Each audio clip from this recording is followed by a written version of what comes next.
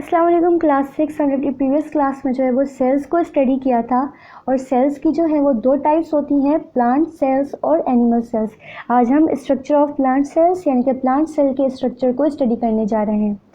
Although both plants and animal cells normally have cell membrane, cytoplasm and nucleus, there are features found in plant cells that are not present in animal cells. जबकि दोनों plants और animal cells में normally cell membrane भी होती है, cytoplasm भी होता है और न्यूक्लियस भी होता है, लेकिन उनके बावजूद कुछ ऐसे फीचर्स जो है वो प्लांट सेल्स में पाए जाते हैं जो कि एनिमल सेल्स में नहीं होते। और वो कौन से हैं, आइए उन्हें स्टडी करते हैं। Number 1, plant cell have a cell wall. Plant cells में जो है वो सेल वॉल प्रेजेंट होती है जो कि एनिमल सेल में नहीं होती। सेल वॉल सिर्फ प्लांट सेल में मौजूद होती है। As well as cell membrane, और सेल मेम्ब्रेन भी होती है। The cell wall is made up of material called cellulose. और जो सेल वॉल है वो एक मटीरियल से बनी हुई होती है जिसे हम क्या कहते हैं, cellulose. And it helps to keep the plant rigid. और इस प्लांट को जो है वो एक शेप बरकरार रखने में जो है सेल की हेल्प करती है सेल वॉल, और ये सिर्फ प्लांट सेल में मौजूद होती है। उसके बाद है the vacuole is a bag like structure in the centre of the cytoplasm. और साइटोप्लाज्म के सेंटर में एक स्ट्रक्चर होता है जिसे हम कहते हैं vacuole. It takes up most of the space inside the cell.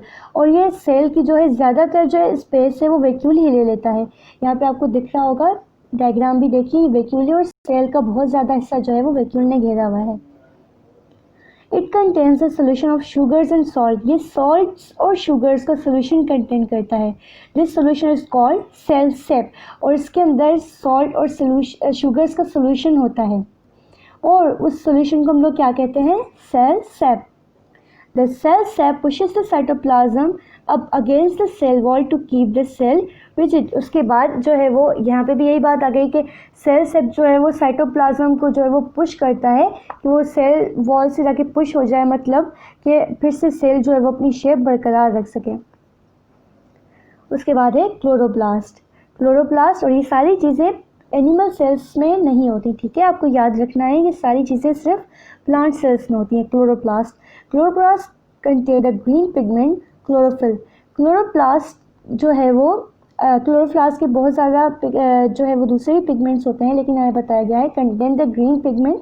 ये ग्रीन पिगमेंट कंटेन करता है जिसे हम क्या कहते हैं, क्लोरोफिल, क्लोरोफिल या क्लोरोफाइल कहते हैं इसे। Chlorophyll is used by plants in photosynthesis. और ये प्लांट्स को फोटोसिंथेसिस में हेल्प करता है।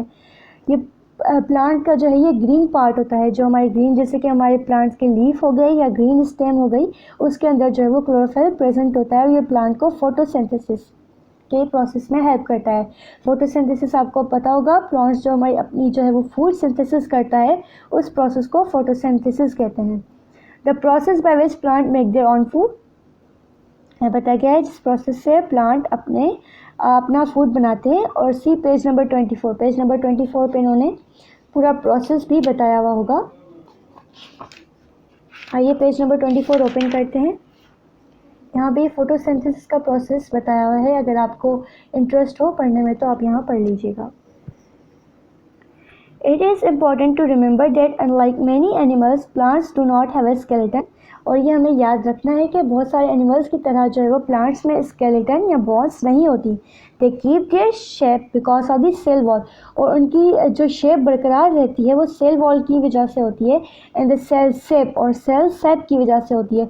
The vacuoles keep the cell rigid. Okay, तो हमारे पास जो है वो जो वैक्यूल्स हैं, सेल शेप है, वो हमारे सेल की शेप को बरकरार रखता है। इसीलिए हमारे प्लांट्स की सेल शेप जो है वो इसी वजह से, हमारी प्लांट्स की शेप इसी वजह से बरकरार रहती है। किस वजह से, सेल वॉल की वजह से, वैक्यूल्स और सेल शेप की वजह से। अब हम अपनी नेक्स्ट क्लास में स्ट्रक्चर ऑफ एनिमल सेल्स को स्टडी करेंगे। तब तक आपको जो टॉपिक मैंने पढ़ाया है उससे अच्छी तरीके से स्टडी कर लीजिए, और अगर कोई भी क्वेश्चन हो तो मुझसे पूछिएगा।